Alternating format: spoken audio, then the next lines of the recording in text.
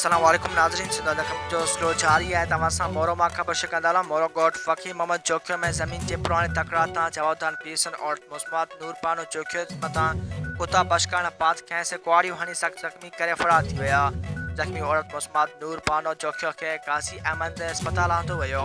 जॾहिं त ज़ख्मी थियल औरत مسمات नूर बानो जोकियो अस्पताल में साफ़ सां ॻाल्हाईंदी चयो त मां पंहिंजी ज़मीन ते हुयसि त जवाबदार साहब जोकियो गोलशहर जोकियो गोलासन जोकियो ऐं रियाज़ जोकियो मूं मथां कुतनि जी बश कई, जंहिं ते मूं रड़ियूं ऐं दाहूं कयूं त जवाबदार मूं ते कुआड़ियुनि सां हमिलो करे कुआड़ियूं हणी सख़्तु ज़ख़्मी करे फरार थी विया ऐं मां बेहोश थी वियसि। ज़ख़्मी औरत مسمات नूर बानो जोकियो वधीक चयो त जवाबदार बासर हुजण करे पुलिस खेनि गिरफ़्तार नथी करे ऐं जवाबदार अस्पताल में अची करे ॿीहर मूं ते ऐं मुंहिंजे पुटनि ते हमिलो करण जी कोशिशि कई।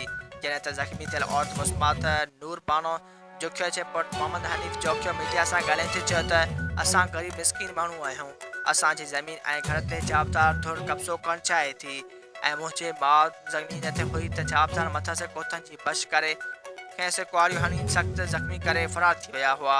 असां قاضي احمد थाणे ते एनसी दाख़िल कराई आहे, पर पुलिस जवाबदारनि खे गिरफ़्तार नथी करे ऐं जवाबदार असांखे मौतमार धमकियूं ॾेई रहिया आहिनि। मोहम्मद हनीफ़ जोकियो वधीक चयो त जवाबदार अस्पताल अची करे ॿीहर असां ते हमिलो जी कोशिशि कई आहे। असां पुलिस खे बि इतलाह कयो, पर पुलिस जवाबदारनि खे गिरफ़्तार करण खां लवाए रही आहे। हिन वज़ीर आला सिंध IG सिंध DIG शहीद बेनज़ीराबाद ऐं SSP शहीद बेनज़ीराबाद खां मुतालबो कंदे घुर कई त हमलो कंदड़ जवाबदारनि ख़िलाफ़ केस दाख़िल करे खेनि गिरफ़्तार करे सख़्तु सज़ा ॾिनी वञे ऐं असां सां इंसाफ़ कयो वञे। वधीक ख़बरूं ॾिसण लाइ विज़िट कंदा असांजी वेबसाइट www.sindhajraknews.com।